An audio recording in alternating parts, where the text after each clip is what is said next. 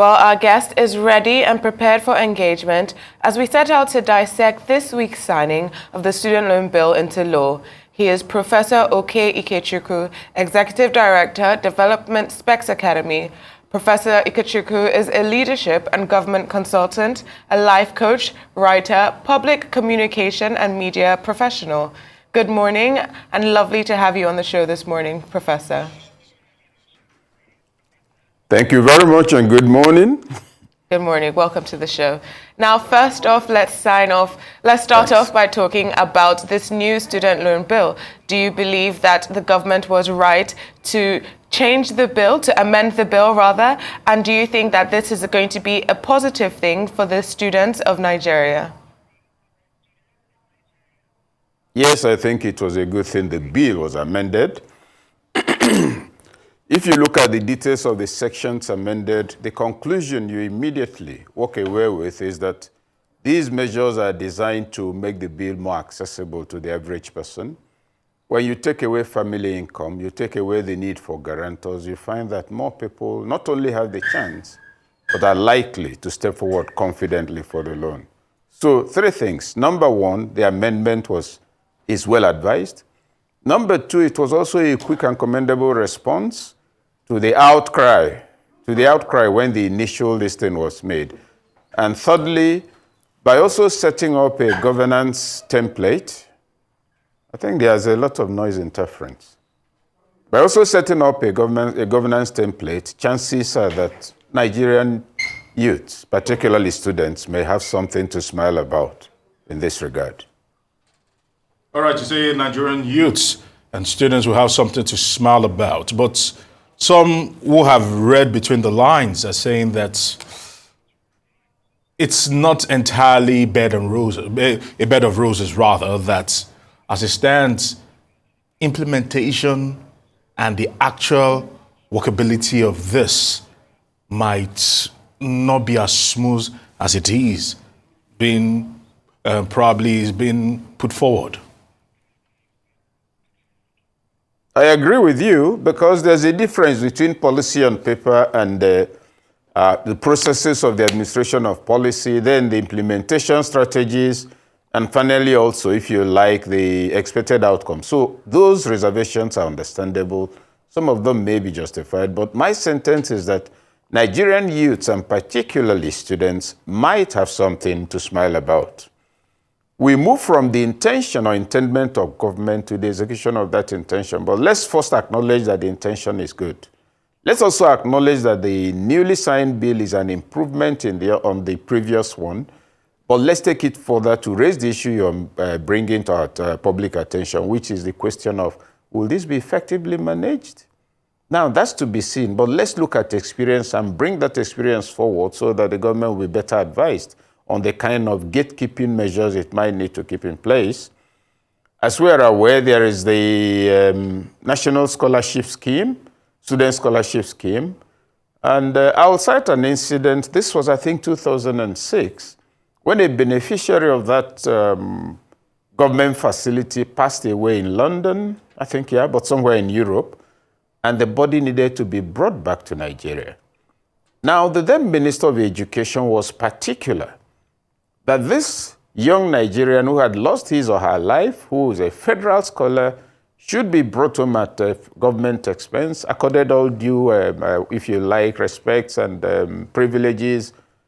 But there was hedging. To cut a long story short, it turned out that why so many people in the ministry were not ready, that's Federal Minister of Education, were not desperate to step forward with the information and the processes, was that the beneficiary in question was related to somebody up there. And so that occasioned some investigation into the structure and form of it. Summary again of a long story. If you go and take inventory of the list of beneficiaries, you're likely to find that people who don't or didn't deserve it because they were not indigent or whatever, but had contacts at that level were mostly the beneficiaries. So since the government has in this instance put a governance template, it has a board and then a management, headed by an MD, I think, and 2 or 3 directors, it is expected and hoped that those who are now asked to warehouse these funds for Nigerian students will not be the ones who will draw up a list of beneficiaries based on those they know. But the way I see it, the new paradigms are very liberal. The other concern I have, one of the provisions is that if you have some challenge, you can bring an affidavit asking for deferment of payment and all of that. And I hope it won't create a platform, because when laws are signed like this, many will come to look for the loopholes, not in order to comply, but in order to take advantage of it. So I hope it won't get to that point where you have an epidemic of affidavits. There must be a means of verification to accompany that provision that if you have a challenge, you should indicate via an affidavit from a court of competent jurisdiction. The other point, of course, and that's a positive, that you don't begin to pay back until after 2 years of youth service, yes. But if after those 2 years you haven't got something doing and you have indication and you bring that affidavit, it works. I think it's a more thought-through enactment this time than the previous one. The previous one adopted the perspective of an auditor, whereas this one adopted, if you like, the perspective of a development economist. The auditor's outlook, show us 500,000 family income, all of that. Who will even have the stamina for that? And all of that. So here, I also think that the management of the newly established, a fund should begin to work out modalities for a drill down. It cannot be a federal and Abuja affair. Let them try to also find some kind of liaison, if you like, partnership with members of the House of Assembly. At the end of the day, and National Assembly too, at the end of the day, Nigerians are resident in their areas, not in Abuja. So that kind of drill down will be reassuring. Otherwise, we'll be getting regular briefings at the federal level, and it will not be a full trickle down. Some kind of mechanism for a full drill down would help.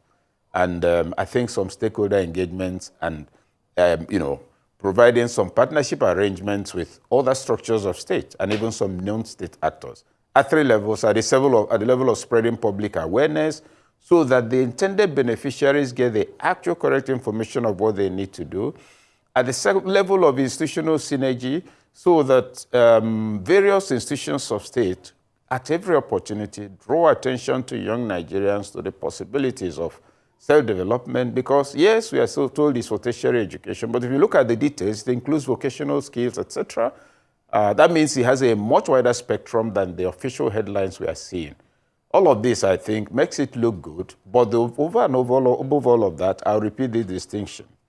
The distinction between the intention of government and the outcome of that intention based on those administering it. So we give credit for the law and the intention. We urge discretion and caution, and call for, if you like, strong gatekeeping measures so that the intention does not suffer shipwreck down the road. Thank you, sir. Now, the Nigerian Student Loan Board, which I believe existed between 1972 and 1992, is a previous effort by the Nigerian government to give out loans for higher education. However, that had a loan recovery rate of less than 20%. Considering the employment statistics currently in Nigeria, do you believe that this student loan scheme, even though it does provide for a 2-year gap after the end of your NYSC before you have to start repaying a loan, do you think that Nigerian students might find it difficult to pay back this loan, and that the Nigerian government might be facing another issue with loan recovery? Well, on the face of it, there is very likely going to be great difficulties in recovering the loan. But when we say that Nigerian students, I think probably I will qualify it to say certainly some Nigerian students are likely to find it difficult to repay those loans. And it's not a Nigerian problem. If you go and look at loan recovery rates in countries like the UK, the US, and all the advanced nations we like to parrot and talk about, or if you go to America, this recovery rate is not particularly impressive. And governments in those nations are constrained to write off some of them after verification.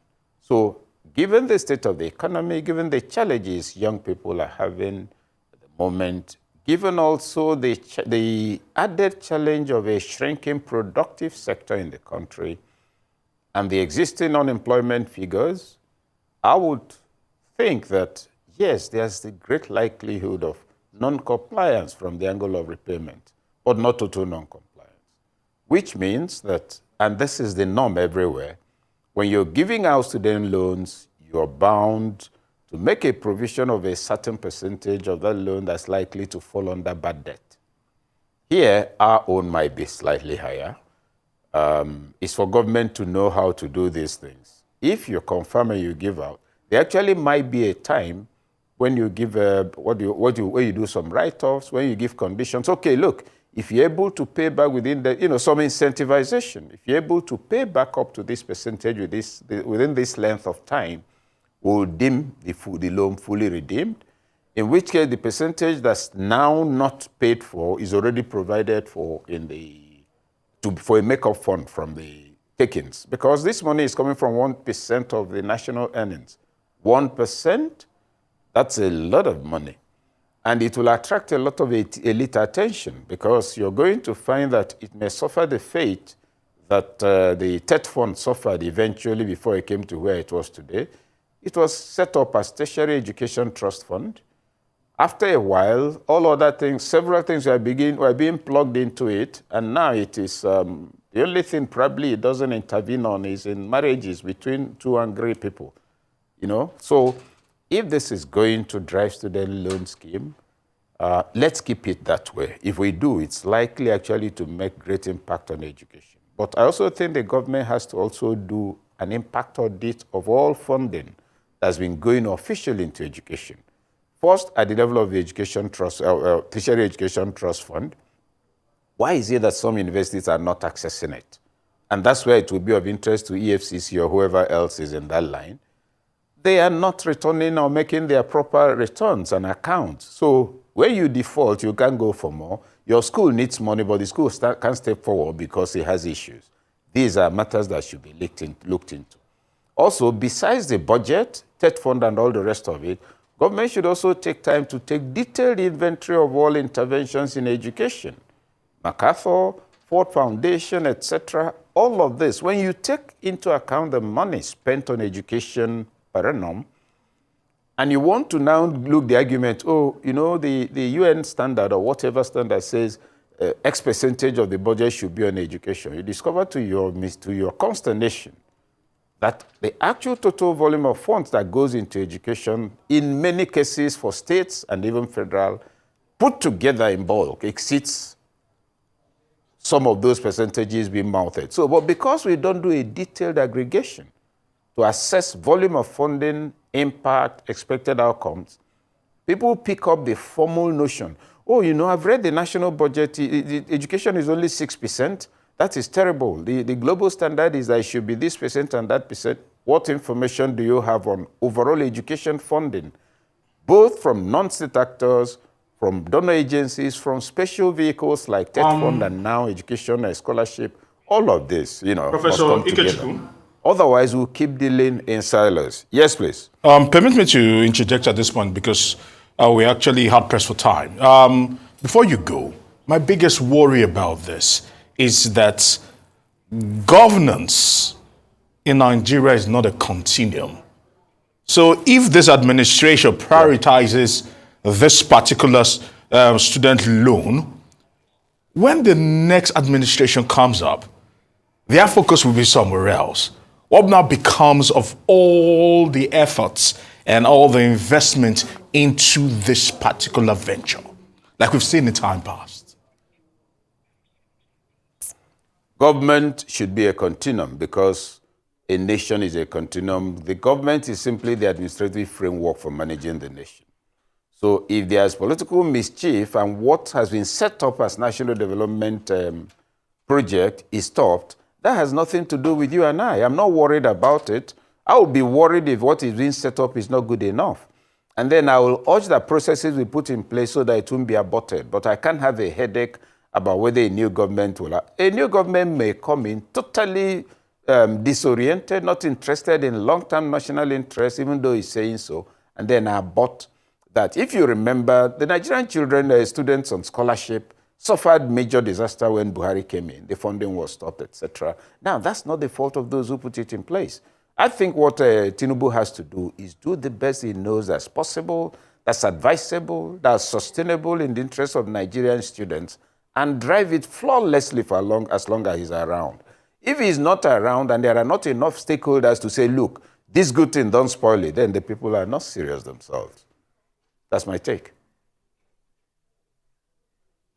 I'd like to ask that beyond funding for student loans, how do you believe that the government, what other steps do you believe that the government should do to improve access to high quality education for Nigerian students? Because we do have low literacy rates across the country. So the students who are able to access these loans are one of a few number. But beyond student loan funding for tertiary education, as you said, for higher education and also for these vocational courses, what other things do you expect the government to do to better prepare Nigerian youth for the future?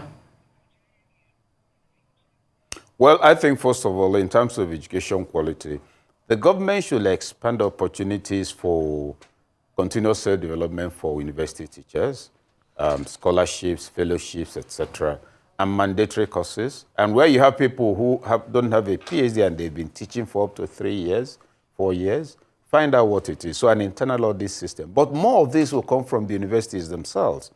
If you look closely, you discover, I may be mistaken, but the sensing is already out there that some universities have actually become, if you like, patron saints of mediocrity by the kind of things they allow and concede and conceal. I want to become but those are matters of detail. So capacity improvement, then teaching aid support, and then looking at all of that together, the NUC is doing a lot in compiling and measuring university performance. Now, when you prove all of that in terms of those who are already in the school, the universities themselves must re-examine their criteria for getting people onto the academic platform. Usually, it's the best graduating students who stay back as lecturers. That's no longer the case at the moment. So I urge an audit. How many of those teaching today in all our universities would ordinarily have been allowed to teach in the university maybe in the 80s and 70s? People who had weak first degree, had weak master's degree, crawled about for 6 to 7 or 8 years, got a PhD probably on humanitarian grounds, and they're prancing around as lecturers. That's part of the misfortune that has to be addressed. But it's not ASORO that will come and address it. It's not the state governors. The academia must rescue itself from the hole into which it has fallen. And so all of that refers to standard. But where it becomes a challenge is where the basics are not in place. I think the federal government should once and for all resolve the scandalous dispute with the teachers. It's been on for more than 20 years, I think. As so you sign an agreement, you won't fulfill it. Then there are demands also government will make in terms of compliance, or the universities will meet part of it and is toing and froing. But in all of this, the government gets more negative mileage in public perception because what people will see, they are not paying the teachers what they say they will pay them, so they're on strike. All of this as a cocktail of challenges should be addressed comprehensively and holistically. And in that regard, you then see a new possibility of greater capacity for human development. A hungry lecturer spends his time grumbling, a student, and the damage to the economy should be understood. If I'm a parent who has 2 children in the university, I manage to rake up the money, pay the fees, give them allowances that will last a semester of 3 months. And they are back after 4-5 weeks. Now, for them to go back, I look for that money again, my expendable income. So all of this should be put together. So that it's not just a question of did you go to school and study, but the overall social environment, the overall human geography of your survival context becomes part of what is taken into account. And that means that our lawmakers, our state government, public office holders should walk down from the delusional stance of thinking that education is about funding and think more of actually education, not education infrastructure. We've built new schools. We built them a lab and equipped it with computers. Do you have people who can operate them? State governments will do the same. They will build new primary schools, pay of teachers, not increased. Number of teachers, not increased. New training for teachers, not done, but you've developed infrastructure. So the federal government must have to find some kind of mechanism to move public consciousness and the consciousness of administrators of education in Nigeria away from education infrastructure to learning materials, learning processes, learning outcomes. That would be a comprehensive and holistic approach to human capital development for national development. All right, since you're speaking about national development, permit me to probably quote a writer who says this entire scheme is more or less a tokenistic gesture aimed at accumulating goodwill from the general public. Because, no, I'm going somewhere, sir, Professor. Sorry, I'm not getting you. Sorry, can you take that a little more slowly, maybe with a lower volume of voice? Okay, I said, sorry, please. A writer was quoted saying that this is more of a tokenistic gesture towards accumulating goodwill from the general public, because the president in his address towards this said that we believe education is the greatest weapon against poverty, and then we have to invest in it. But when you look at the metrics and when you look at the data, the unemployment rate of BSc graduates in Nigeria stands at a whopping 40%. So when you look at the grand scheme of things, education, getting a university degree is not a reliable way to attaining financial security in Nigeria. That it's almost not fixing a problem. That is correct. Talk to me about this. That is correct. To begin with, a bachelor's degree, a master's or a PhD doesn't guarantee you survival. You must study the economy in which you are. But let me go from the initial statement he made. There is a tokenistic gesture. Now, that's a point of view. He has a right to that point of view. Whether he's right or not will be proven by the events we are going to see. If it is tokenistic, I think it's detailed tokenistic gesture, because they really took time to look at governance issues, accessibility issues, and compliance. So at that level, I think it's in order. Now, looking at the ratio of unemployment, I ask the question, assuming all our vocational schools we knew in the past were still there, how many people will go to university? When I was growing up, there were driving schools where people would go for 2 years. By the time they're out of that school, they are both drivers and car mechanics. There were all kinds of such institutions. People would go for plumbing work and come out with City and Guild certificate. People will go into crafts and come out as excellent furniture makers meeting any global standard. Now, all those institutions died out. Technical colleges died out where electricians were trained. So let's acknowledge instrumentally the crisis on the table. Crisis number one, the absence of opportunities for alternative means of engagement and skills acquisition by way of vocational training and artisan skills created an increasing population of people who couldn't engage in the economy at that level and who didn't have what it will take to get to tertiary education. That's number one. At the tertiary level also, better paying sectors of the economy kept drawing the best out of the university system until you have in many places third-rate scholars, if you must call them that, producing fourth-rate materials, and then the misfortune spreads down the line because you find that at the primary and secondary levels is barely literate teachers who are teaching. And the outcome is suffered today by lecturers who meet year one students and they are wondering who taught them how to use the English language. So that build-up continues. Now, in addition to all of these, the opportunities for employment is declining. If you take long before COVID, how many companies did not shut down? During COVID, how many more shut down? And so there is a massive and growing population of unemployed people, in addition to a massive population of unemployable people. I've gone to the university, I have a certificate in architecture, and I even made a 2-1.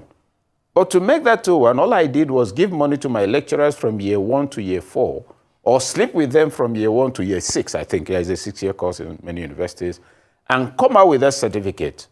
I am unemployable except I'm retooled.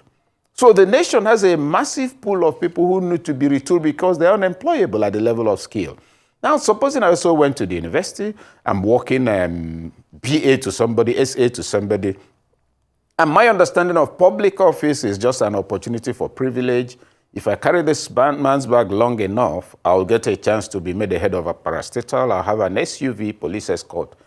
I am also unemployable in the genuine sense because I don't understand that office has something to do with service delivery. So you see that at the second one is at the moral level. I'm so morally damaged that I'm unemployable. Nobody should give me public issues to take care of. I will see it as a looting opportunity. At the level of skill is there. The challenge is there. Now, what do? Throw up our hands? No.